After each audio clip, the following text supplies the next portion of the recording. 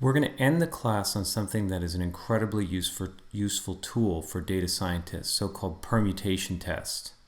And these are used for group comparisons. So let's start with a motivating example of group comparisons where it may not be immediately obvious what to do. So in this example, researchers took batches of insects and applied different pesticides to them, labeled as sprays here. And they counted the number of dead insects in each batch. So for each spray, they got a collection of counts that represented the efficacy of that pesticide. Let's consider looking at insect spray B versus insect spray C. Consider the null hypothesis that the distribution of the observations from each group is the same. In other words, which label a particular count received was irrelevant. So operationally, think about a data frame with the counts down one column and the spray group labels down another column. We would calculate a statistic, such as the difference in the average number of insects killed for group B, and subtract that off from group C. That would be our observed test statistic.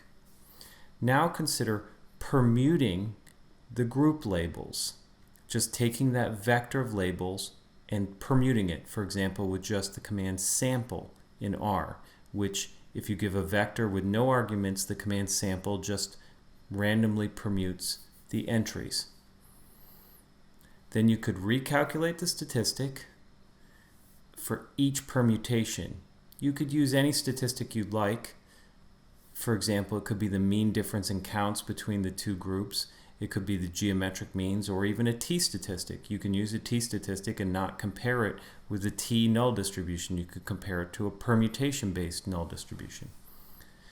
To calculate a p-value, you simply want to calculate the percentage of simulations where the simulated statistic was more extreme in the favor of the alternative than the observed.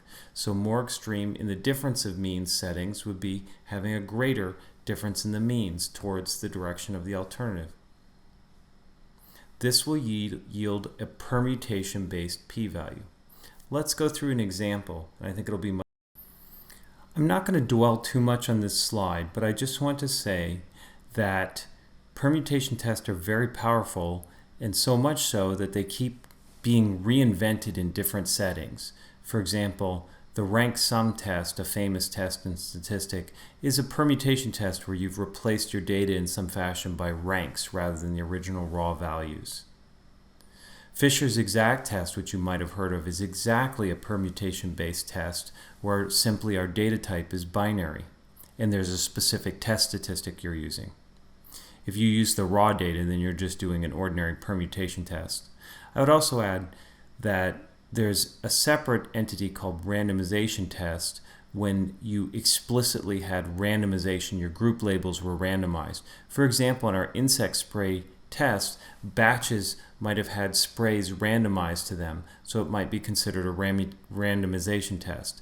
Operationally, your randomization test is going to be performed in the same way as a permutation test. However, you might have stronger conclusions from your randomization test, and the way in which you interpret your randomization test might be a little bit different. I would also add you can use permutation strategies in regression.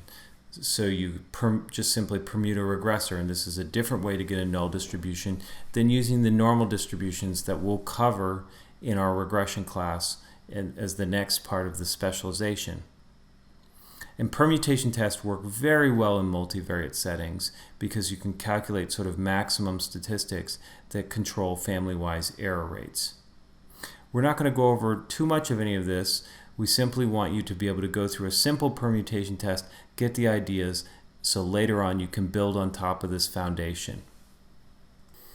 Let's go through an example where we just illustrate doing permutation tests. First, I'm going to subset the data just so I have insect sprays B and C.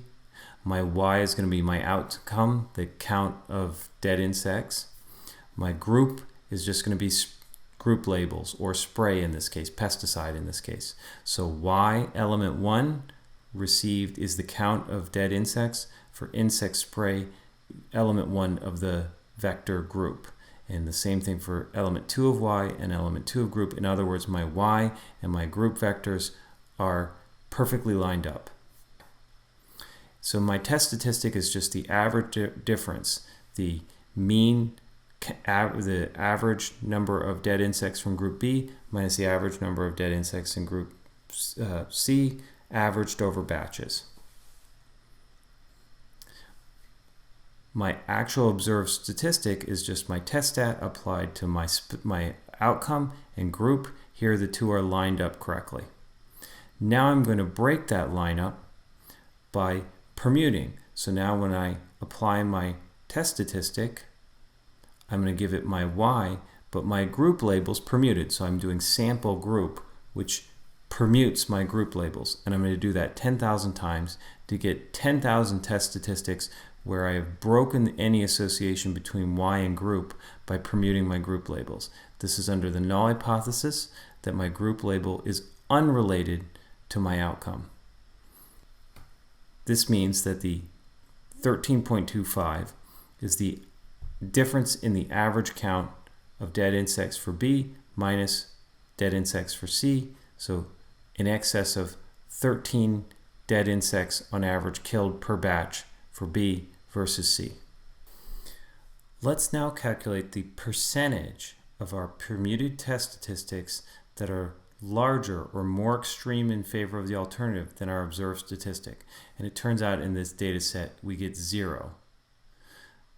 So across 10,000 permutations, we couldn't find a reconfiguration of the group labels that led to a more extreme value of the test statistic than our observed statistic.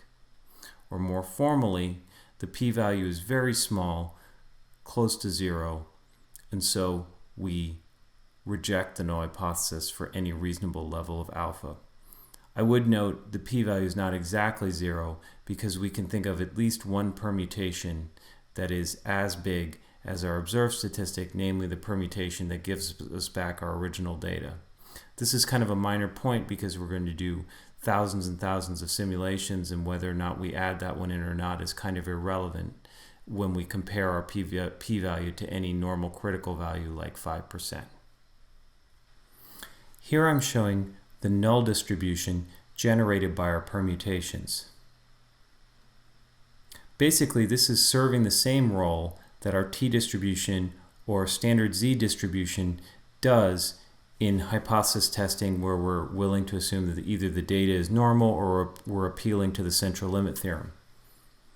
We'll see that our null distribution in this case is centered at 0 and goes from -10 to +10.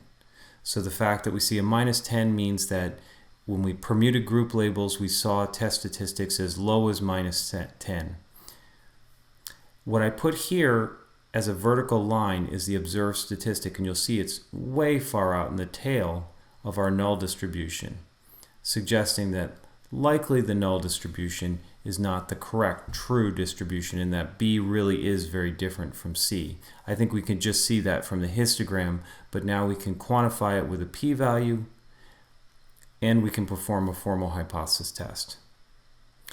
Whether in bootstrapping, where you're looking at the sampling distribution of a statistic, or in permutation testing, where you're looking at a formal inference based on an idea of exchangeability of group labels. In either case, I think it's very important to do these histograms or density estimates to see your resampled distributions.